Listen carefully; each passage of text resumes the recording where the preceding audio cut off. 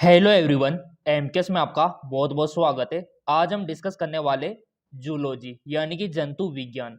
जैसा कि आप यहाँ पर देख पा रहे होंगे, इस प्रकार के क्वेश्चन आपके बीएससी नर्सिंग एंट्रेंस एग्जाम में बनते हैं। चाहे वो आपके एम्स का एंट्रेंस एग्जाम हो, आपके बिहार का एंट्रेंस एग्जाम हो, राजस्थान का एंट्रेंस एग्जाम हो, सीजी का हो, इस प्रकार के क्वेश्चन आपके एंट्रेंस एग्जाम में देखने को मिल जाएंगे। तो चलिए यहाँ पर डिस्कस हम कर लेते हैं, प्रैक्टिस क्वेश्चन हम यहाँ पर कर लेते हैं। पहला क्वेश्चन है इंग्लिश और हिंदी, ठीक है, दोनों लैंग्वेज में हमने आपको उपलब्ध करवा दिया है। बहुत सारी डिमांड यहाँ पर आ रही थी। पहला क्वेश्चन है आपका, वह मछली पहचानिए जिसमें नरों में जो भ्रूण कोष्ठ होते हैं उपस्थित होते हैं। बहुत अच्छा क्वेश्चन है। Identify the fish in which male possesses a brood pouch, ठीक है, बहुत अच्छा क्वेश्चन है। और ये चार ऑप्शन आपको आपके एंट्रेंस एग्जाम में भी देंगे, तो एक प्रकार से आप प्रैक्टिस मान सकते हो।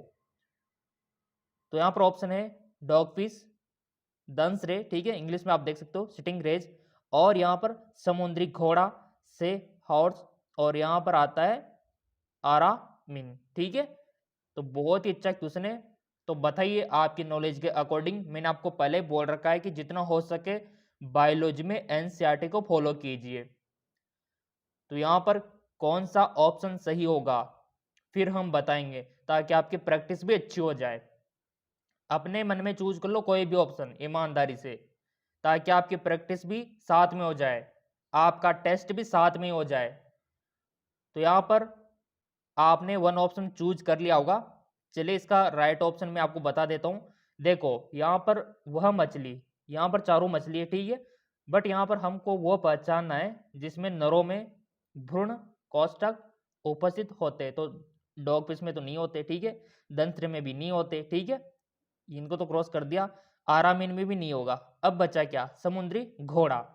तो राइट ऑप्शन हमारा समुद्री घोड़ा यानी कि से हॉर्स हो जाएगा। तो इसका राइट ऑप्शन 3 हो जाएगा, जैसा कि आप यहाँ पर देख पा रहे होंगे। तो आपने भी अगर ये चूज किया तो अपने आप को 1 नंबर आप दे सकते हो। अब यहाँ पर आप सोच रहे होंगे समुद्री घोड़ा तो सबने देख रखा है, ठीक है, बायोलॉजी की जो आपकी बुक है एनसीईआरटी की, वहां पर आराम से आप देख सकते हो, सब जानते हैं समुद्री घोड़े को। अगला क्वेश्चन आ गया यहाँ पे, ऑप्शन इसका करेक्ट हो गया। अगला, एसिडिया को सामान्यतः कहा जाता है। एसिडिया आर कॉमनली कॉल्ड एज। तो यहाँ पर सबसे पहले एसिडिया को जानना बहुत ज़्यादा जरूरी है। तो जिन्होंने बायोलॉजी पढ़ी होगी एनसीईआरटी, उनको पता भी होगा। चलो मैं आपको दिखा देता हूँ कि एसिडिया एक्चुअली होता क्या है। कुछ इस तरह के दिखाई देते हैं एसिडिया, जैसा कि स्क्रीन पे आप देख पा रहे होंगे ना, इस प्रकार के दिखाई देते हैं। यहां पर भी आप देख सकते हो, इस प्रकार का होता है एसिडिया। अब आप बता सकते हो कि इसका राइट ऑप्शन क्या होगा। देखिए यहां पर ऑप्शन है आपके समुद्री एनिमोन, राइट, समुद्री काकड़ी यानी कि से कुकुम्बर, यहां पर समुद्री स्क्वर्ड से स्क्वर्ड, ठीक है, और यहां पर गुसबेरी यानी कि से गुसबेरी। चार ऑप्शन है, और अब तो आपको आ जाना ही चाहिए कि एसिडिया को सामान्यतः क्या कहा जाता है। बहुत ही इंटरेस्टिंग इंपॉर्टेंट क्वेश्चन है। सो आई होप आपने वन क्वेश्चन यहाँ पर इसका जो ऑप्शन है चूज कर लिया होगा। ईमानदार से कोई भी ऑप्शन चूज कर लो, आंसर तो हम आपको बताएंगे, क्योंकि हम चाहते हैं कि साथ साथ आपका टेस्ट भी यहाँ पर हो जाए। कोई भी एक गलत हो सही हो चूज कर लो आप, ठीक है, कर लिया होगा आपने, क्योंकि आपका कोई भी एंट्रेंस एग्जाम हुआ क्वेश्चन ऐसे ही बनेंगे आपके, लिख के रख लो आप, गारंटेड, और ये सब आपको फ्री ऑफ कॉस्ट मिलेंगे।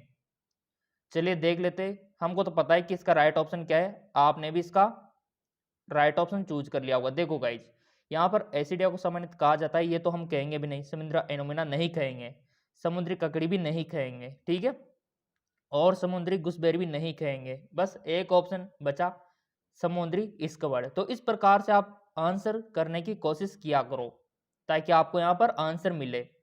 तो ऑप्शन सी इसका हो जाएगा। और यानी कि ये क्वेश्चन ये नॉलेज चेक करना चाहता है कि एसिडिया के बारे में आपको क्या क्या पता है, ठीक है ना। चलो कोई बात नहीं, अगर आपको इसका आंसर नहीं आया तो 0 नंबर अपने आप को दे लो, अगर आपने सही किया तो 1 नंबर अपने आप को दे लो आप। बढ़ते अगले क्वेश्चन की ओर, नंबर 3। बहुत अच्छा क्वेश्चन है और ये तो आपने 11th की बुक में भी पढ़ा होगा, 11th की बुक में पढ़ा होगा ये क्वेश्चन आपने, कि जब कार्बन डाइऑक्साइड प्लस हीमोग्लोबिन मिलते हैं तो किसका निर्माण होता है। वेन जब carbon dioxide plus haemoglobin binding हो जाते हैं इन फॉर्म, क्या बनता है। कार्बोक्सी हीमोग्लोबिन बनता है, या फिर ऑक्सी हीमोग्लोबिन बनता है, या फिर कार्बिनो हीमोग्लोबिन बनता है, या फिर मेठी मोग्लोबिन बनता है। बहुत ही शानदार क्वेश्चन है और ऐसे ही क्वेश्चन आपके बीएस नर्सिंग एंट्रेंस एग्जाम में बनते हैं, लिख के रख लो आप। कोई भी एंट्रेंस एग्जाम दो आप, एम्स का एंट्रेंस एग्जाम दो, चाहे आप अपने आरयूएचएस का दो, चाहे आप पीएनएसटी का दो, ठीक है, चाहे आप बीसीईसी का दो, ऐसे ही क्वेश्चन आपके बनते हैं। तो यहां पर बताइए क्या होगा, 11th की बुक में आपने पढ़ा होगा। वन ऑप्शन चूज कीजिए, आई होप आपने कर लिया होगा। सो यहां पर देखिए, जब यहां पर कार्बन डाइऑक्साइड, ठीक है, और हीमोग्लोबिन मिलते हैं ना, तो यहां पर निर्माण होता है कार्बिनो हीमोग्लोबिन का, ठीक है। ऑप्शन 3 इसका राइट ऑप्शन हो जाएगा। अगर आपने भी यही चूज किया है तो ईमानदारी से यहां पर अपने आप को 1 नंबर दे लो आप, ईमानदारी से, क्योंकि बेईमानी आपको नहीं करनी है। अगर आप बेईमानी करोगे तो समझो अपने आप को धोखा दे रहे हो। हम तो यही चाहते हैं कि ईमानदारी से आप यहाँ पर ऑप्शन सेलेक्ट करें ताकि आपकी प्रैक्टिस भी साथ में हो जाए। बहुत ही मेहनत से आपके लिए प्रिपेयर करके यहाँ पर एमसीक्यूज बनाए गए हैं, ठीक है। तो यहाँ पर देखो, कार्बो हीमोग्लोबिन, अब आप बोलेंगे सर ये कैसे होगा, चलो मैं इसका डायग्राम आपको दिखा देता हूँ। सो देखिए, ये डायग्राम हमको तो पता था, 11th में हमने पढ़ा था, तो हमको तो पता था ये कि हीमोग्लोबिन कार्बन मोनोऑक्साइड, ठीक है। ये इक्वेशन अगर आपको पता है तो आपका काम बन गया। तो यहाँ पर आप देख पाएंगे कार्बोक्सी हीमोग्लोबिन, और ये बहुत ही खतरनाक होता है गाइज, ठीक है। इससे क्या है, डेथ तक की नौबत आ जाती है, कई बार तो मृत्यु तक हो जाती है। तो यहाँ पर आप देख पाएंगे हीमोग्लोबिन से कंबाइन हो गया कार्बन मोनोऑक्साइड, तो ये बहुत ही डेंजर सिचुएशन है। आई होप आपको समझ में आ गया होगा। ये इक्वेशन आपको पता होना चाहिए जो कि आपके 11th की बुक में दे रखी है। चलिए अगला क्वेश्चन कवर कर लेते हैं। सो यहाँ पर लाइक अवश्य कर देना वीडियो को, ताकि अगला वीडियो तुरंत आपके लिए फ्री ऑफ कॉस्ट हम लेकर आए, ठीक है ना। तो यहाँ पर देखो, कार्बो हीमोग्लोबिन, ठीक है। अब अगला क्वेश्चन निकल के आ गया आपका, आपने पढ़ा होगा जंतुओं का वर्गीकरण वाला चैप्टर। तो यहाँ पर व्हाट इज क्लाइटेलम, क्लाइटेलम क्या है, बहुत अच्छा क्वेश्चन है। और आपने 11th की बुक में पढ़ा होगा, केचुए पढ़ा होगा आपने, मेंढक पढ़ा होगा आपने, कॉकरोच पढ़ा होगा, बस क्वेश्चन वहीं से बनते 11th और 12th की बुक से, ठीक है। और उसी सिलेबस के अकॉर्डिंग हमने ये आपकी तैयारी यहाँ पर शुरू करवा दी है। क्लाइटेलम क्या है, तो केचुए का चलन अंग है। अगर इंग्लिश वाले अगर आप हो तो इधर देख लो, लेकोटोमी ऑर्गन अर्थवॉर्म, ठीक है, इसको देखो आप। बहुत सारे स्टूडेंट के कमेंट आ रहे थे सर क्लियर नहीं दिख रहा, तो उनके लिए आपको अपने जो अभी वीडियो देख रहे हो ना, वहां पर एक सेटिंग करनी होगी ताकि आपको क्लियर दिख जाए। चलो मैं आपको दिखा देता हूँ कि एचडी आप कैसे देख सकते हो। अगर जिनको क्लियर नहीं दिख रहा, धुंधला दिख रहा है, तो एक काम आप करो, जैसे वीडियो को पॉज करके ऊपर आप देखोगे तो ये इस प्रकार का आइकन आपको, ये आइकन आपको दिखाई देगा सेटिंग वाला, इस पर आपको क्लिक करना है। जैसे आप इस पर क्लिक करोगे तो चलिए कुछ इस प्रकार का इंटरफेस ओपन होके आएगा। क्लिक करने के बाद तो यहाँ पर क्वालिटी में आपको इस प्रकार का 420 कुछ भी दिख रहा होगा, तो इस पर आपको क्लिक करना है। जैसे आप इस पर क्लिक करते हो तो यहाँ पर आपको दिख जाएगा एडवांस का ऑप्शन, तो इस वाले पे आपको क्लिक करना है। जैसे आप क्लिक करते हो तो यहाँ पर आपको फिर 720p पे क्लिक करना है ताकि आपको HD दिख जाए। सो इस प्रकार आप HD में देख सकते हो। तो क्लाइटेलम क्या है, केचुए के बारे में तो पढ़ा होगा ना आपने NCERT 11th की बुक में। तो बताइए इसका राइट ऑप्शन क्या होगा। चारों ऑप्शन आपके सामने हाजिर है इंग्लिश और हिंदी में। ईमानदारी से कोई भी वन ऑप्शन आप सिलेक्ट कर लीजिए और आपने कर भी लिया होगा। तो इसका देखो राइट ऑप्शन हो जाएगा क्लाइटेलम। तो आपने देखा होगा जैसे केचुआ है, ठीक है, केचुआ तो सब जानते हैं, जो किसान भाई लोग हैं उनको तो सब पता है क्लाइटेलम क्या होता है। केचुआ सबने देख रखा है, मिट्टी में जो कीड़े होते हैं, ठीक है। तो इस प्रकार का लंबा सा होता है और यहाँ पर इनके कट होता है, उसको बोलते हैं क्लाइटेलम। अभी मैं डायग्राम भी दिखा दूंगा आपको। तो यहाँ पर ग्रंथि उत्तक जो प्रौढ़ केंचुए में विकसित होते हैं, ग्रंथि उत्तक है एक प्रकार का। चलो मैं आपको दिखा देता हूँ। तो इसका राइट ऑप्शन क्या होगा, यही होगा आपका ग्रंथि उत्तक वाला, ऑप्शन 4। अगर आपने भी यही चूज किया था तो अपने आप को 1 नंबर दे लो आप। ग्रंथि उत्तक जो प्रौढ़ केंचुए में विकसित होता है, तो इसका राइट ऑप्शन 4 हो जाएगा। चलो मैं इसका डायग्राम आपको दिखा देता हूं। ये लीजिए, बड़ी मुश्किल से खेत में जाके आपके लिए फोटो खींच के लाया हूं ताकि आपको अच्छे से दिख जाए, ठीक है। तो यहाँ पर क्लाइटेलम आपको दिख गया होगा। इस प्रकार का ये केचुआ है पूरा, और ये इस प्रकार के कट होते हैं। देख लेना, आज ही जाके मिट्टी में खोद के देख लेना, आप बायोलॉजी के स्टूडेंट हो, वहां पर आपको इस प्रकार की संरचना दिखाई देंगी। हर जगह मिलता है, जो खेती करते हैं उनको तो पता है। और डायग्राम अगर आप देखोगे तो इस प्रकार का आपको दिखाई देगा। ये होता है क्लाइटेलम, इस प्रकार कट होता है ना, इसको बोलते हैं। तो आपको अब तो समझ में आ गया होगा इस प्रकार का। क्लियर? तो लाइक तो बनता है, देखो आपके लिए इतनी मेहनत कर रहे हैं तो लाइक तो बनता है। सो मैं यही कहूंगा कि हर इसका डायग्राम आपको पता होना चाहिए। क्वेश्चन कहीं से भी बन सकता है, इस बार ये पूछ लेगा, कभी ये पूछ लेगा, कभी ये पूछ लेगा, तो कभी ये पूछ लेगा। तो ऐसे ही तो क्वेश्चन बनते, बहुत ही सिंपल है। ऐसे तो तैयारी करनी होती है। आपको इसका हर एक डायग्राम अगर पता है तो आपको बहुत कुछ पता है, ये पता होना चाहिए, ठीक है। तो कुल मिला के आपको डायग्राम पता होना चाहिए केचुए का। इस प्रकार का ये होता है गाइज। चलिए, और ये सेगमेंट तो पता है ना, सेगमेंट क्या होते हैं, ठीक है। तो इसका राइट ऑप्शन हमको मिल गया। सो इस प्रकार से आप कर सकते हो आराम से, ठीक है। अगला क्वेश्चन ले लेते हैं। अपने आप को नंबर दे लेना, अगर सही किया है तो सही दिया है तो 1 नंबर, अगर गलत किया तो 0 नंबर। देखो हम तो आपको फ्री ऑफ कॉस्ट तैयारी करवाएंगे, क्योंकि जिनकी आर्थिक स्थिति कमजोर है वो भी हमसे तैयारी यहाँ पर कर सके। बहुत अच्छा क्वेश्चन निकल के आया है अगला, कि पेशी संकुचन के दौरान पेशीतांश की लंबाई छोटी हो जाती है, क्योंकि देखो हिंदी में अगर समझ में नहीं आता है तो ऊपर इंग्लिश में भी हमने अवेलेबल करवा रखा है। During the muscles contraction the length of the sarcomere decrease because. बहुत अच्छा क्वेश्चन है कि पेशी संकुचन जब आपका होता है तो सार्कोमियर की जो लेंथ है वो डिक्रीज क्यों हो जाती है, length of the sarcomere decrease क्यों हो जाती है, कम क्यों हो जाती है। बहुत ही अच्छा शानदार क्वेश्चन है। और 11th का जो पेशी मसल्स वाला चैप्टर है वो अगर आपने पढ़ा होगा तो समझो ये क्वेश्चन आपको आ गया होगा। बताइए, 4 ऑप्शन आपके सामने हाजिर है। यह पेशियों का मूल गुणधर्म है, या फिर नर्व गेट स्टिमुलेट, यानी कि जो तंत्रिका होती है, नसें जो होती है उद्दीपित हो जाती है, या फिर एक्टिन तंतु मायोसिन तंतु के ऊपर सरक जाते हैं, खिसक जाते हैं, या फिर ट्रोपोमायोसिन और ट्रोपोनिन सक्रिय हो जाते हैं। बताइए फटाफट इसका राइट ऑप्शन क्या होगा ईमानदारी से। वीडियो को पॉज भी कर सकते हैं, अगर आपको थोड़ा डिसीजन लेना जल्दी नहीं आ रहा हो तो पॉज करके देख लेना, सोच लेना। आई होप आपने चूज कर लिया होगा। इसका देखो राइट ऑप्शन हो जाएगा, जब एक्टिन तंतु मायोसिन तंतु के ऊपर खिसक जाते हैं तो ऐसे में जो सार्कोमियर की लेंथ है डिक्रीज हो जाती है। ये हमने पढ़ा है 11th की बुक में, और यहाँ पर भी दे रखा है ऑप्शन की एक्टिन तंतु मायोसिन तंतु के ऊपर खिसक जाते हैं तो इस वजह से सार्कोमियर की लेंथ डिक्रीज हो जाती है। तो इसका राइट ऑप्शन हो जाएगा 3, the actin filament slide over the myosin filament. तो अगर आपने भी यही सोचा था, यही क्लिक किया, तो अपने आप को 1 नंबर दे सकते हो। चलो इसका डायग्राम भी मैं आपको दिखा देता हूं ताकि आपको क्लियर हो जाए कि किस प्रकार एक्टिन तंतु मायोसिन तंतुओं के ऊपर खिसक जाते जिससे लेंथ ऑफ सार्कोमियर डिक्रीज हो जाती है।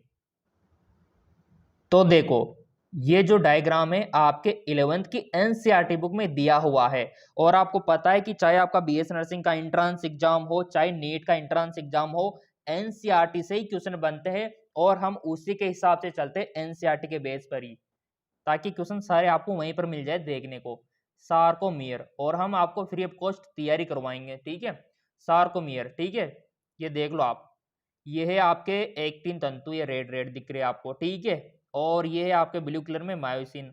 अब मान लो इसमें कॉन्ट्रैक्शन होगा, तो इस प्रकार नीचे आप देख लो किस प्रकार ये लेंथ कम हो गई, तो ये एक दूसरे के ऊपर खिसक गए, तो ऐसे में लेंथ कम हो गई सार्कोमियर की। ये डायग्राम अगर आप याद रख लोगे तो भी आपका काम बन गया। देख लो ये सार्कोमियर यहाँ पर शो हो रहा है, तो लेंथ बहुत ही कम हो गई उसकी, ये यहाँ आ गए, पहले यहाँ थे, तो ये एक्टिन और मायोसिन एक दूसरे के ऊपर किसके, इस वजह से लेंथ कम हो गई। बहुत ही शानदार है, आपको समझ में आ गया होगा तो लाइक अवश्य कर देना। तो यहाँ पर बायोलॉजी में डायग्राम बहुत इंपॉर्टेंट है, अगर आप डायग्राम भी याद रख लोगे ना, ये देख लो सेम वही कंडीशन है।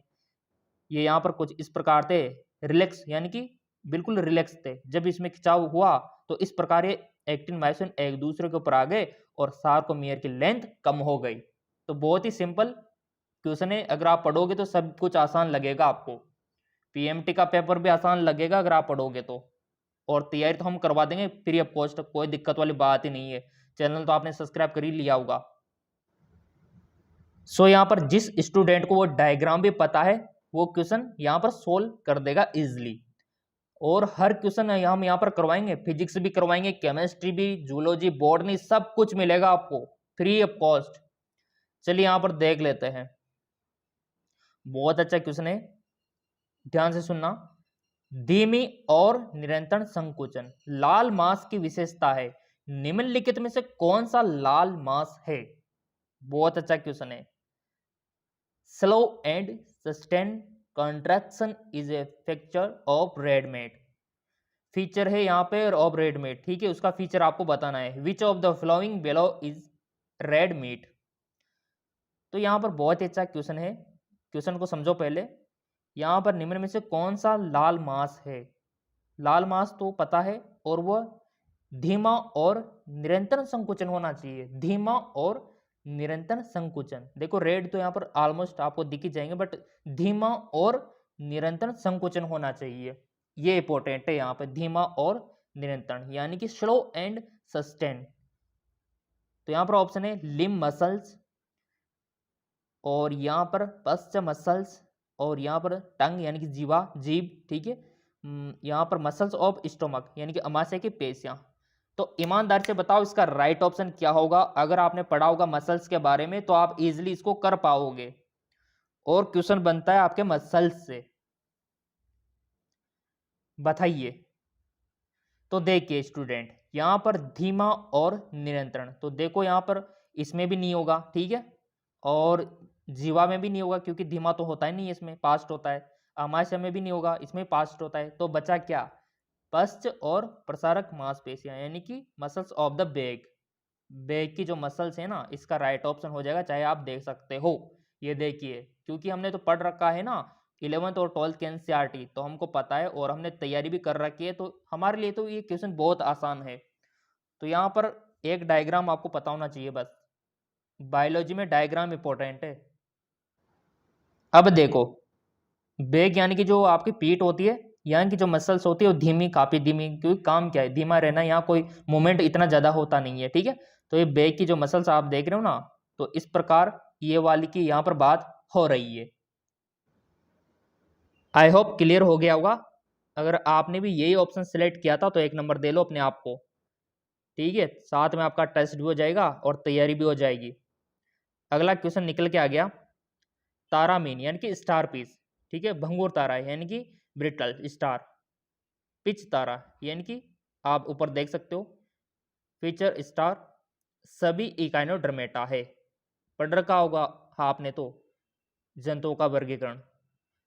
तारा नाम लिखने का कारण क्या हो सकता है? देखो एग्जामिनर ने कितना घुमा फिरा के क्वेश्चन यहाँ पर पूछा है, बट MK सर आपके साथ है, बिल्कुल भी चिंता आपको नहीं करनी है, मुकेश सर आपके साथ है जो फ्री ऑफ कॉस्ट आपकी तैयारी करवाएंगे। क्योंकि देखो आर्थिक स्थिति मैंने देखा बहुत सारे ऐसे स्टूडेंट है जो कोचिंग नहीं कर सकते, जो यहाँ पर जो फीस है वो अफोर्ड नहीं कर सकते, तो हमने निर्णय लिया है कि उनको फ्री ऑफ कॉस्ट कंटेंट उपलब्ध करवाया जाए, ठीक है ना, क्योंकि यहाँ पर सभी की सोच नहीं होती है। तो देखो यहाँ पर ऑप्शन है यहाँ पर ऑप्शन पहला, दे आर द लुमिनेसेंट, यानी कि संदीप्तशील है, या फिर इनके शरीर पर तारों के जिहा होते हैं, या फिर इनमें पंचतीय अरीय समिति होती है, ये समुद्र में तारों के समान होते हैं। बताइए ईमानदारी से इसका राइट ऑप्शन क्या हो सकता है? Starfish, brittle star, feather star and all echinodermata, what can be reason for getting the name star?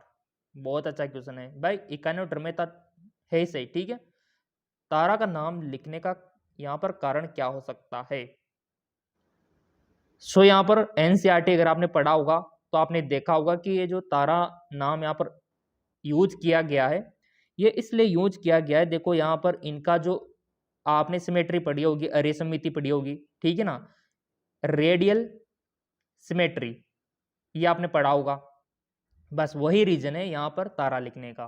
तो यहाँ पर कहीं ना कहीं पर दे रखा होगा अरे समिति, ये दे रखा, इसमें पंचतीय अरे समिति होती है, पंचतीय, इसलिए यहाँ पर इनका यूज किया गया, ठीक है, अरे समिति।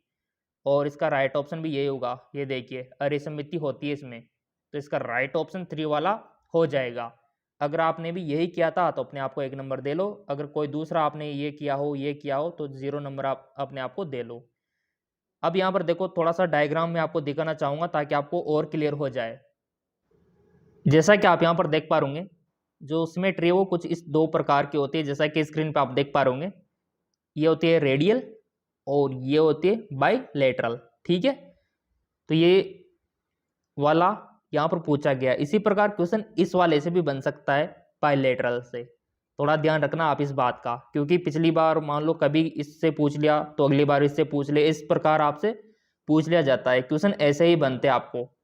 तो रेडियल और बाइलेटरल दोनों का आपका पता होना चाहिए, क्लियर। और यहाँ पर कुछ एग्जाम्पल भी आप देख सकते हो, बहुत सारे एग्जाम्पल यहाँ पर रखे हुए इसके, कटिंग कैसे भी करो आप, वही सिंपल सी बात यहाँ पर रहने वाली है, एक एग्जाम्पल इनके रहने वाले है, तो इनको भी थोड़ा सा देख लेना, इनका सेम यही कंडीशन यहाँ पर लागू होती है, देख लो आप कैसे भी कटिंग करो आप, सेम वही आपको रिजल्ट यहाँ पर मिलेगा, क्लियर। ओके, अब बढ़ते आगे की ओर। क्वेश्चन आपको समझ में आना चाहिए, जिंदगी भर नहीं भूलोगे, इस तरीके से हम आपको पढ़ाएंगे, और वो भी बिल्कुल निःशुल्क। देखो अगला क्वेश्चन है, एक मेंढक का हृदय होता है, the head of A frog. पढ़ा होगा आपने 11वीं की बुक में, मेंढक पढ़ा होगा, केचुआ पढ़ा होगा आपने, कॉकरोच पढ़ा होगा, क्वेश्चन बनता है वहां से। तो एक मेंढक का हृदय होता है, यहाँ पर कंफ्यूजन करने के लिए, 1 कोष्ठ 2 3 4 कितने भागों में बटा हुआ होता है मेंढक का हृदय, और इसी प्रकार आपको पता होना चाहिए कि सांप जो सर्पिसर्प होते हैं उनका हृदय कितने भागों में बटा होता है, और यह आपको पता होना चाहिए कि घड़ियाल जो होता है उसका हृदय कितने भागों में बटा हुआ होता है, और यहाँ पर आपको पता होना चाहिए कि जो पक्षी होते हैं उनका हृदय कितने भागों में बटा हुआ होता है। यह आपके 11वीं की एनसीईआरटी बुक में दे रखा है, वहां से क्वेश्चन बनता है अक्सर। और ऊपर जो आपने देखे ये वाला, ये जंतुओं का वर्गीकरण जो वाला आपका चैप्टर है ना, चलो मैं आपको दिखा देता हूं थोड़ा सा। ये जो आपका चैप्टर है 11वीं की बुक में बहुत ही इंपॉर्टेंट है, यहां से हर बार क्वेश्चन पूछ लिया जाता है, ये देखो सब कुछ इसमें दे रखा है, प्रैक्टिस तो हम करवा देंगे। ये देखो यहाँ से क्वेश्चन पूछा गया था, वो तो थोड़ा सा आपको एक्टिव होने की यहाँ पर जरूरत रहने वाली है, और आपके मुकेश सर आपके साथ है, फ्री ऑफ कॉस्ट तैयारी करवाएंगे आपकी बिल्कुल निःशुल्क, ताकि जो गरीब बच्चा है, गरीब फैमिली से बिलोंग करता है, उनका भी सिलेक्शन हो सके। हमारा यही मकसद है कि जिनके पास पैसे नहीं है, आर्थिक स्थिति कमजोर है, उनको भी सिलेक्शन हम दिला सके। तो यहाँ पर आपके पास ये एनसीईआरटी की किताब तो होगी, प्राणी जगत का वर्गीकरण, बस ये इसको थोड़ा सा देख लेना, क्वेश्चन बनता है। ये रहा वो अरे समिति जिसका अभी डिस्कस हमने किया था, ये रहा आपका दीपार्सव, तो ये इंग्लिश मीडियम में भी अवेलेबल है, कोई दिक्कत वाली बात ही नहीं है। और इसको तो अच्छे से क्लियर कर लेना, इस वाले को चाहे तो आप इसका स्क्रीनशॉट ले सकते हो, क्वेश्चन बनेगा यहाँ से, ये वर्गीकरण आपको पता होना ही चाहिए, इस प्रकार का लिख के रख लो, क्वेश्चन बनता है यहाँ से, क्लियर। तो ये इस प्रकार आपको ये सब वर्गीकरण आपको पता होना चाहिए, कुछ ना कुछ डिटेल आपको पता होना चाहिए, अगर आपको सिलेक्शन ही चाहिए तो अगर आपको ये पता होगा तो अवश्य आप इसको कर पाओगे कि मोलस्का में क्या होता है, अर्थोपोडा में क्या होता है, इकाइनोडर्मेटा में क्या होता है ना, इतना सा आपको पता है तो आपके समझो सिलेक्शन बहुत ही करीब है। तो यहाँ पर तो देखो हमने 11th 12th सब पढ़ रखी है और हमने तो एंट्रेंस एग्जाम में पास कर रखा है, तो हमको सब कुछ पता है कि मेंढक में कितना हद्दे होता है। तो सिंपल सी बात है, देखो 3 प्रकोष्ठ उसमें पाए जाते हैं, क्योंकि इसका डायग्राम मेरे को पता है और डायग्राम पता है तो वो जिंदगी भर नहीं भूलता। ठीक है, तो इसका राइट ऑप्शन यहाँ पर क्या दे रखा है, 3 चैम्बर, यानी कि 3 चैम्बर इसमें होते हैं। अगर आपने भी इस पर टिक लगाया था ना तो अपने आप को 1 नंबर दे लो, अगर गलत किया तो 0 नंबर दे लो। अब देखो इसका डायग्राम याद रखना बहुत इंपॉर्टेंट है। ये डायग्राम आप देख सकते हो, इसमें क्या दे रखा है, एक राइट एट्रियम है, एक लेफ्ट, यानी कि दायां नीले बोलते हैं, दायां आलिंद, नीले तो नीचे वाले होते, ये आलिंद हो गए दायां, और ये बायां आप देख सकते हो आलिंद हो गया। ठीक है, और ये नीचे एक ही दे रखा है वेंट्रिकल, दायां बायां कुछ भी नहीं है, बस एक ही वेंट्रिकल है।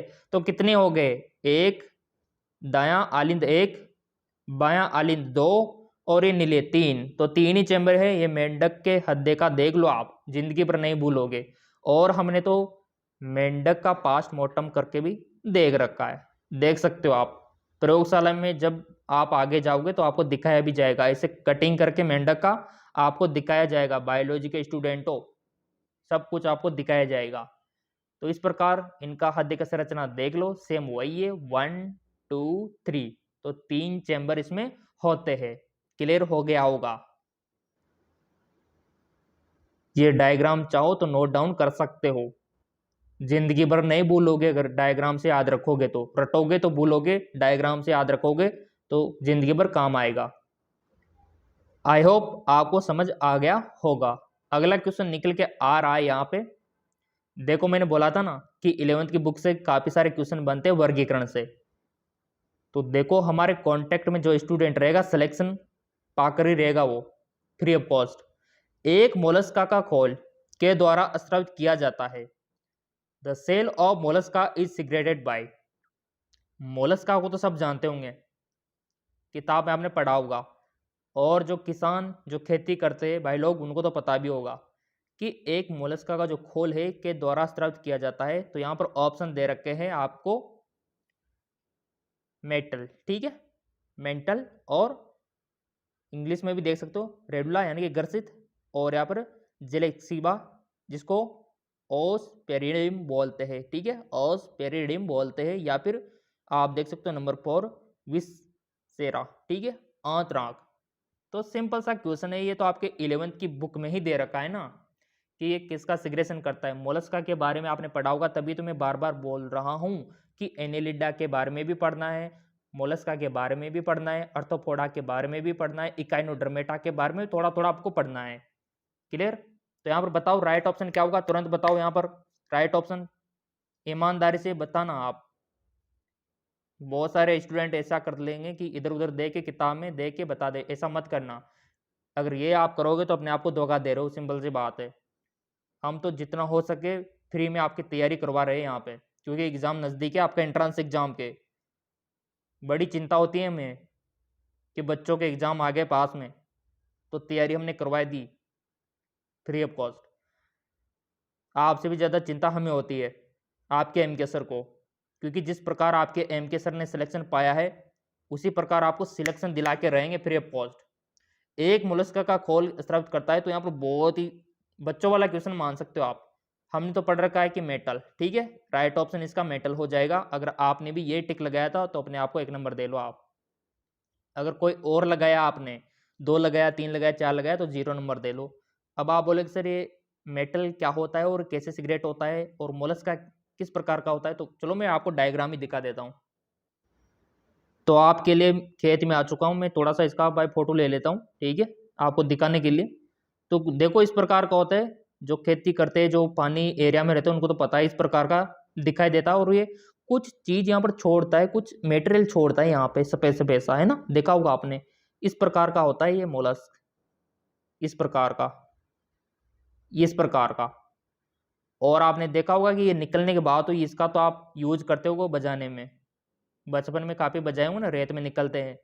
ठीक है, कभी आपका घर वर बनाया हो तो रेत लाए होंगे, तो इस प्रकार का आपको मिल भी गया होगा, तो बजाया करो इसको, ठीक है, आवाज आती है इसमें। तो ये तो मजाक हो गई। और यहाँ पर देखो कुछ इस प्रकार का ये होता है, और कुछ सिग्रेशन ये करता रहता है, तो उसी को बोलते हैं मेटल। ठीक है, तो उसके बाद यहाँ पर एग्जामिनर ने यहाँ पर पूछा गया है, और ये है मोलस्क। क्लियर हो गया होगा सब कुछ।